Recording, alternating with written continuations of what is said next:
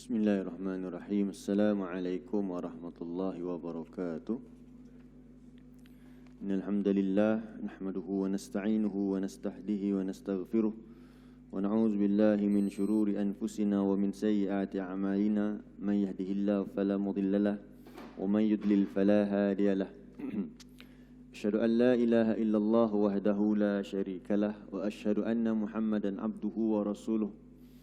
Kita baca sama-sama. Allahumma inna nas'aluka ilman nafi'a wa rizqan thayyiba wa amalan mutaqabbala.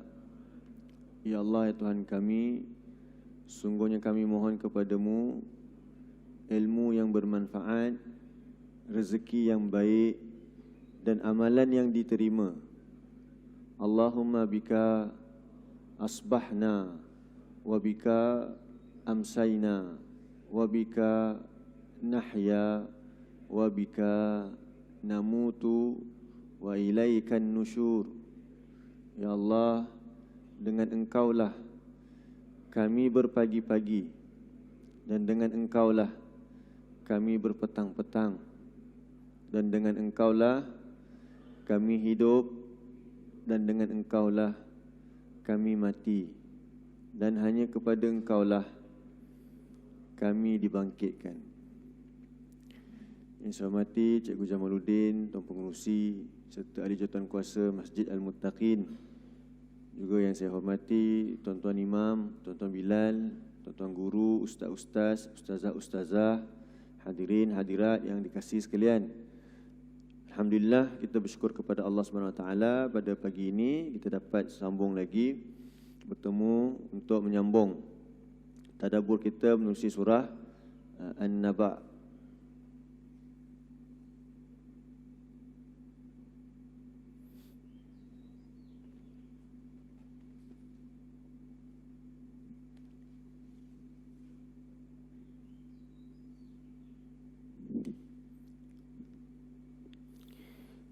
Yaitu surah yang ke-78 daripada Al-Quran. Boleh lihat muka surat yang ke-582. Pada minggu lepas kita telah bincangkan sedikit sebanyak berkaitan dengan latar belakang surah An-Naba, kaitannya dengan surah Makkiyah. Surah An-Naba merupakan salah satu surah Makkiyah. Dan kita telah pun lihat sedikit tentang apakah yang dimaksudkan dengan Naba'il Azim itu. Yaitu yang pertama, ahli tafsir menyebutkan bahawa Nabi Muhammad iaitu seorang Rasul yang diutuskan, yang dibangkitkan di Mekah untuk mereka, iaitu untuk orang-orang musyrik. Jadi ia menjadi satu berita gempa. Tiba-tiba seorang lelaki mengaku bahawa dia adalah seorang Nabi yang diutuskan untuk mereka. Yang kedua, berita besar yang dimasukkan di situ ialah Al-Quran yang dibawa oleh Nabi SAW. Sebuah kitab yang dibawa oleh seorang lelaki yang ummi, yang nak mengajak kaumnya untuk belajar Al-Quran ini. Sebab Al-Quran di situ di dalamnya ada ilmu yang nak mengubah apa yang ada pada diri mereka. Jadi bukan senang nak ubah benda yang dah sebati dalam masyarakat. Dan yang ketiga, berita yang menjadi gempa ini adalah tentang isi kandungan Al-Quran itu, iaitu hari kebangkitan. Kalau kita rujuk dekat tafsir, memang tiga ni yang akan disebutkan para ulama'. Bukan mereka sebut itu dengan mengikut pandangan sendiri, tidak. Apabila kita melihat, rujukan mereka adalah pendapat-pendapat golongan salaf terdahulu, iaitu para sahabat, para tabi'in. Mereka memahami demikian. Dan ketiga-tiga ini tidak bercanggah pun satu sama lain. Saling menjelaskan antara satu sama lain. Siapa Rasul? Rasul bawa Al-Quran. Apa yang ada pada Al-Quran nak mengajak manusia untuk kembali kepada bertemu dengan Allah di akhirat nanti. Jadi tiga ini tidak bercanggah. Sebab itu dalam tafsir ini kadang-kadang pendapat-pendapat yang ada kita baca dalam tafsir Ibn Katsir. Contoh inilah An-Naba, kata Mujahid yang ini, kata Ibn Abbas yang ini. Sebenarnya tak bercanggah satu pun. Tidak ada satu pun yang bercanggah. Dia bukan macam fiqh. Fiqh, kalau kita baca buku fiqh, kadang-kadang memang dia bercanggah tu yang bertentangan. Ada hukum kata tak batal, ada hukum kata batal. Macam mana nak ra'i tu memang bertentangan. Jadi yang itu perlukan lagi perbincangan lain lah. Yang ini tafsir, dia tidak bertentangan. Apakah maksud Rasul? Rasul lah yang diutuskan oleh Allah untuk membawa Al-Quran yang di dalamnya terkandung berita tentang hari kebangkitan. Baik, kita baca ya daripada ayat pertama sampai ayat kelima. A'udzu billahi minasyaitonir rajim. Bismillahirrahmanirrahim. Amma yatasaalun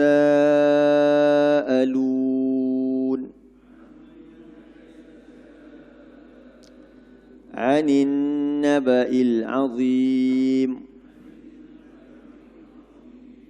alladzi hum fihi mukhtalifun. Kalla saya'lamun thumma kalla saya'lamun. Baik, kita terjemahkan dah. Cuba ulang balik. Maksud amma tentang apakah. Kita dah bincang pada minggu lepas. Amma ni sebenarnya mim tu ada alif. Sebenarnya asalnya amma dia ada alif, iaitu ma istifhamiyah, soalan apakah. Tetapi bila dia gabung dengan huruf jar, nanti dia buang alif, jadi amma. Kalau kita jumpa dalam Al-Quran yang ada alif, ma tu bukan ma apakah, tapi ma apa yang, mausuliyah. Kalau belajar bahasa Arab, kita akan biasa dengan perkataan istifham dengan mausul, isim mausul. Jadi tentang apakah. Sebab tu saya selalu seru kita belajar sikit bahasa Arab.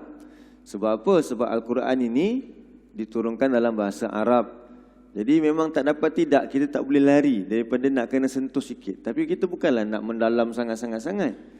Kan sampai balaghah yang dalam-dalam ke itu boleh juga, tetapi kita nak at least asas-asas tu. Jadi di situ ada kita punya apa, bila kita bincangkan tu kita dapat ikut. Kan tak adalah kita rasa macam pelik sangat. Sepatutnya benda ni asas, semua orang pun boleh dapat pelajaran bahasa Arab ni, jangan pelik, semua orang pun boleh faham. Siapa boleh faham Al-Quran? Adakah hanya untuk ustaz-ustaz? Oh tidak, ya, untuk semua orang. Hudalin, Al-Quran ni hudalin nas, petunjuk kepada siapa? Seluruh manusia. Baik. Yatasaaluna, apa maksud dia? Mereka saling bertanya. Jadi disebutkan mereka ni siapa?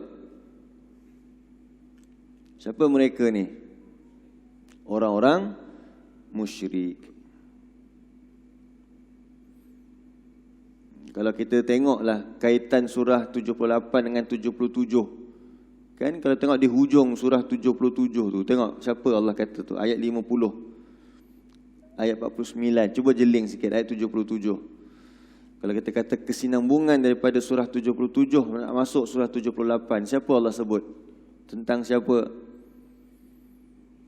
Ayat 47, tengok ayat 47 dalam surah 77.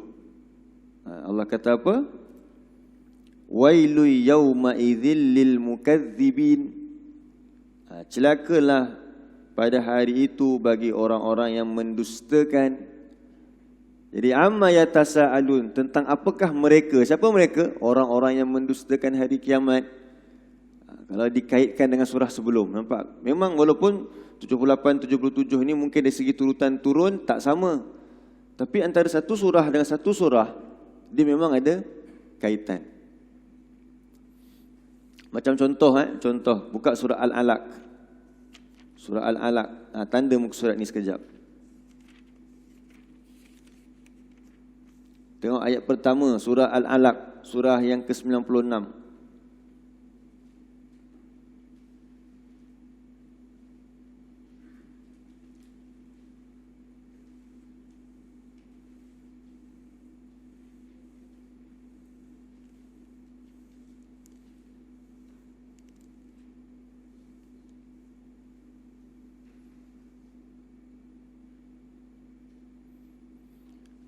Muka surat 597. 597. Allah kata apa? Ayat pertama surah Iqra atau surah Al-Alaq ini, bacalah. Kan? Iqra bismi rabbikal ladzi khalaq, khalaqal insana min 'alaq. Baca apa? Ada tak Allah suruh baca apa-apa kat situ? Baca apa dekat situ? Tak ada kan? Tengok ayat surah seterusnya, surah 97. Itu jawapan dia dekat situ. Surah 97 Allah kata apa? Ayat pertama surah Al-Qadr. Inna anzalnahu fi Lailatul Qadr. Sesungguhnya kami turunkannya pada malam Al-Qadr. Apa yang Allah turunkan pada malam Al-Qadr? Al-Quran. Jadi surah 96 Allah suruh baca. Nak baca apa ni? Bacalah Al-Quran yang kami turunkan pada malam Al-Qadr. Kaitan antara surah 97 dengan surah 96. Kenapa kena baca Al-Quran? Tengok balik surah Al-Alaq. Allah kata sebab dia menciptakan manusia, khalaqal insan. Betul tak? Tengok surah At-Tin sebelum tu. Ayat yang keempat. Macam mana Allah ciptakan manusia?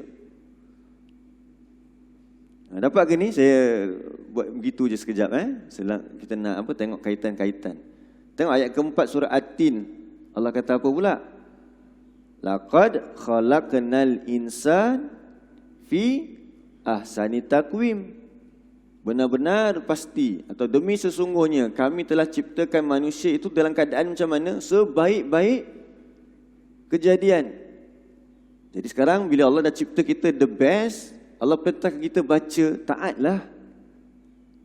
Bacalah Quran ini. Kenapa baca Quran pula? Surah Al-Qadr bagi tahu inna anzalnahu. Sesungguhnya kami turunkan Al-Quran itu pada malam Al-Qadr. Jadi tengok Quran ini antara satu surah dengan satu surah ada apa? Ada kaitan. Contoh lain kita tengok surah Al-Asr. Surah Al-Asr.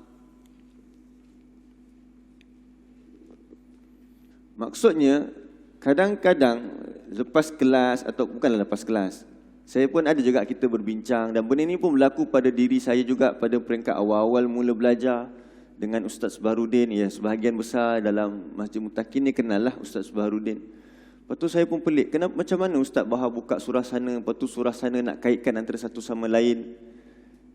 Betul tak? Jadi lama-lama bila kita dah belajar juga, kemudian diajar, bukan baca sendiri tiba-tiba terus, kita kena belajar juga.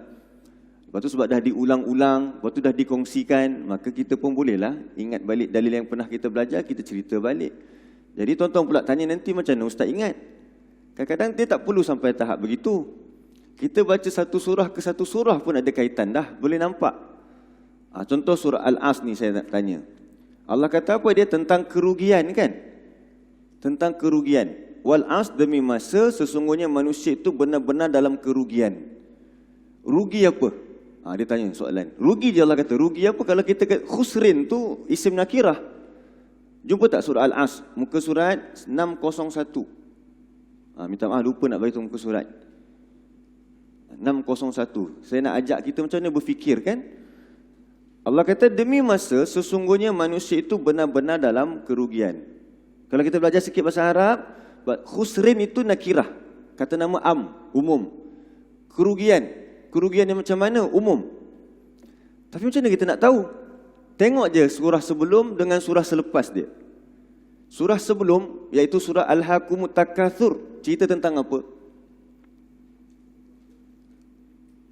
Tentang apa? Apa ayat pertama Al-Hakumut Takatsur, apa maksud dia? Apa yang melalaikan manusia? Harta kan? Harta ya?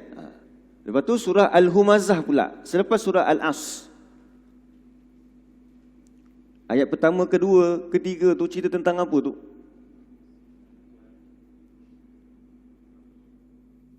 Cerita tentang apa? Kecelakaan bagi pengumpat dan pencela. Jangan berhenti situ, sambung. Kenapa mereka mengumpat dan mencela? iaitu orang yang dia mengumpul-ngumpul harta dia dan membilang-bilang. Surah At-Takatsur cerita tentang sibuk cari harta. Lepas tu surah Al-Humazah dia membilang-bilang dah jadi orang kedekut. Jadi apa, saya tanya sekali lagi, apakah kerugian manusia? Surah Al-As dihimpit oleh dua surah berkaitan dengan apa? Dengan harta. Jadi manusia rugi kehidupannya hari ini, rugi masa nak belajar Al-Quran kerana apa? Kalau surah At-Takatsur, sibuk cari harta. Lepas dah sibuk cari harta, dah dapat harta tersebut, dia berbangga tak dengan harta tersebut? Bangga. Lepas tu bila orang minta sedikit untuk dibelanjakan, dia rasa kedekut. Bukan saja kedekut, lepas tu dia mengumpat. Tak habis-habis minta. Contoh. Kita penat-penat cari, dia nak pula. So manusia itu rugi kerana apa? Kerana harta. Macam mana tahu? Kita baca surah Al-As, tengok surah sebelum dia dengan selepas dia cerita tentang apa? Kan kalau kita baca Quran begitu setiap hari istiqamah, lama-lama kita nampak tak apa yang Allah nak sampaikan kepada kita. Begitulah bila kita mentadabbur Al-Quran ini. Ditambah pula tuan-tuan rajin melihat tafsir lagilah, lebih-lebih lagilah. Jadi begitulah lama-lama bila kita baca Quran, imam baca sekalipun kita boleh faham. Yang itu kita kehendaki. Lepas tu jadikan dia sebagai apa? Petunjuk dalam kehidupan kita. Okey, jadi nampak tak kaitan antara surah sebelum dengan surah selepas? Ada tak kaitan dengan surah-surah yang kita sedang baca? Memang ada. Okey, buka balik surah An-Naba.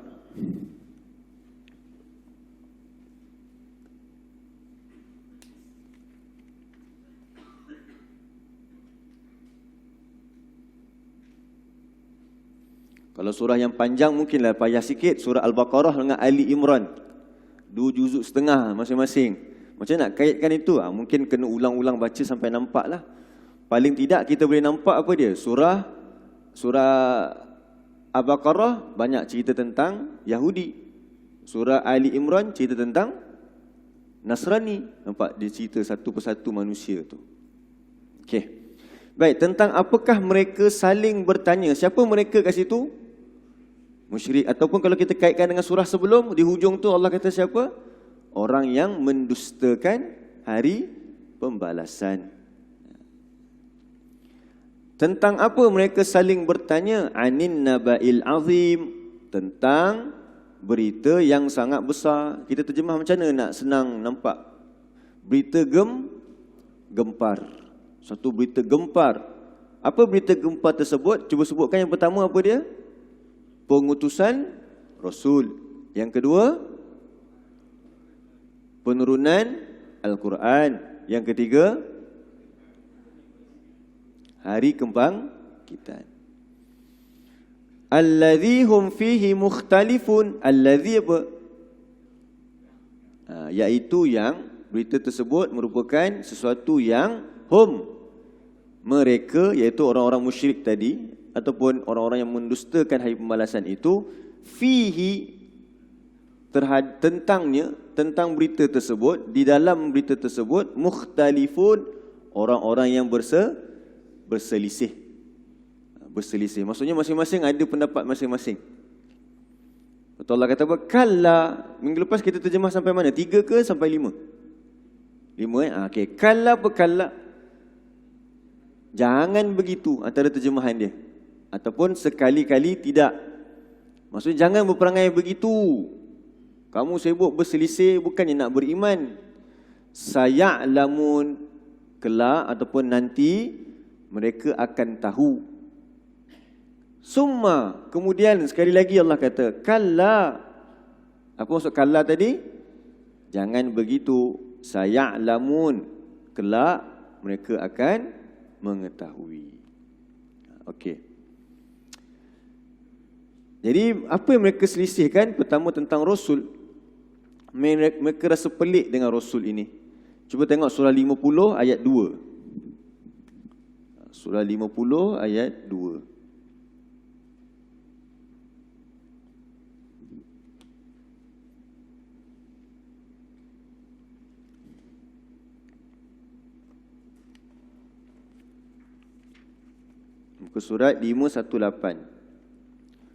Muka surat 518.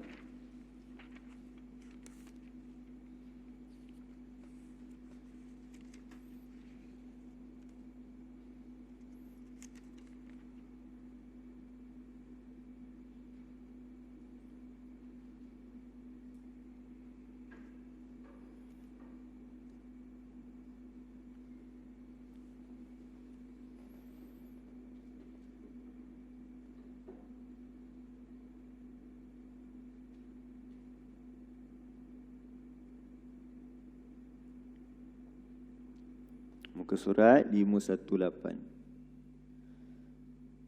A'udzu billahi minasy syaithanir rajim. Bal ajibu an ja'ahum munzirum minhum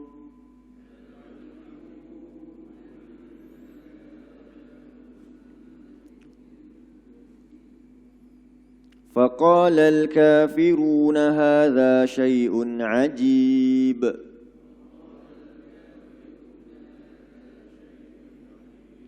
Cuba lihat terjemahan. Apa Allah kata situ? Bahkan mereka rasa hairan. Mereka rasa pelik. Ajib mereka kata. Pelik betul ni. Anja'ahum, kerana apa? Datang kepada mereka seorang pemberi peringatan daripada kalangan mereka sendiri. Faqala, lalu al-kafirun, faqala al-kafirun, orang-orang yang ingkar terhadap pemberi peringatan ini, iaitu orang-orang Quraisy, kata apa? Hadza syai'un ajib. Mereka kata apa dia? Ini suatu yang pelik. Suatu yang pelik. Mereka kata, engkau Muhammad bukan Rasul. Takkanlah engkau Rasul. Macam mereka kata dalam surah 13, ayat terakhir. Surah 13.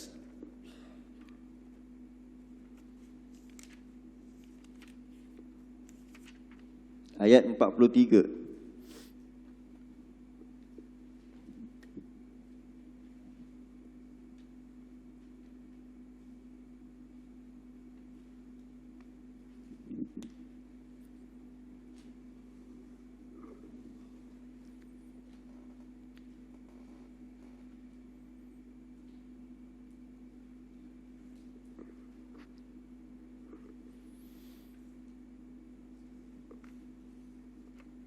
Ke surat 255. 255.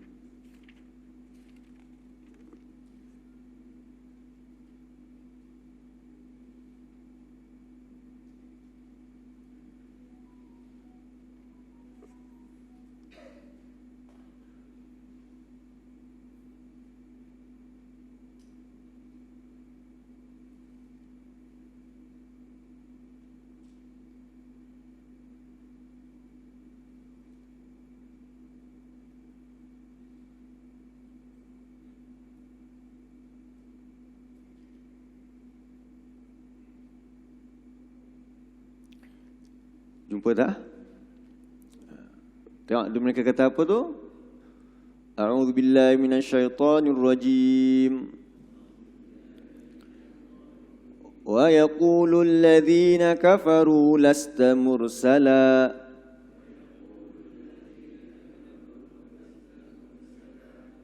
Dan orang-orang yang telah ingkar oleh mereka berkata apa dia? Lasta mursalan.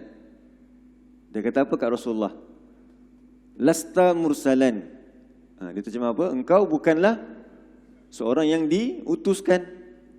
Mereka tak mengaku sebab mereka sepelik. Muhammad ni yang bersama dengan mereka tiba-tiba jadi seorang utusan. Sebab kalau kata utusan Tuhan ni kenalah luar biasa. Mereka anggap macam mana? Kalau nak betul-betul seorang utusan ni kena ada malaikat yang mengiring. Lepas tu kalau betul-betul luar biasa, tengok raja-raja, pembesar-pembesar, mana dia pergi pasar, mestilah kena luar biasa. Ini Nabi pun pergi pasar, makan. Surah 25, cuba tengok.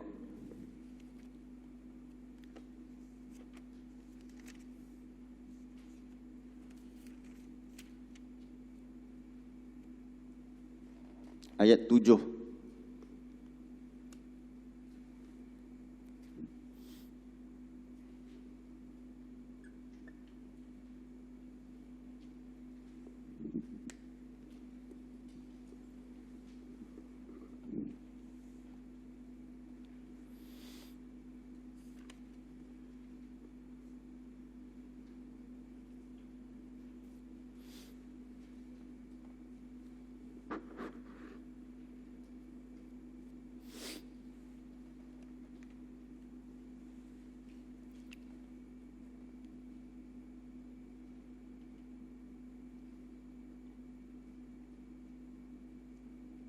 Muka surat 360.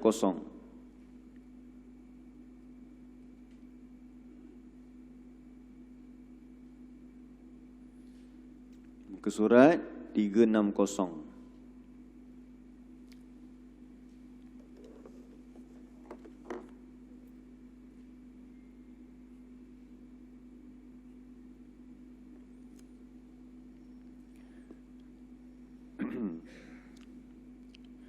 أعوذ بالله من الشيطان الرجيم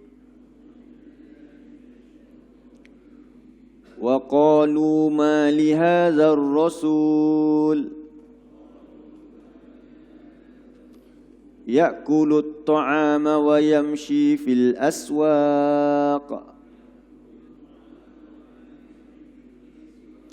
لولا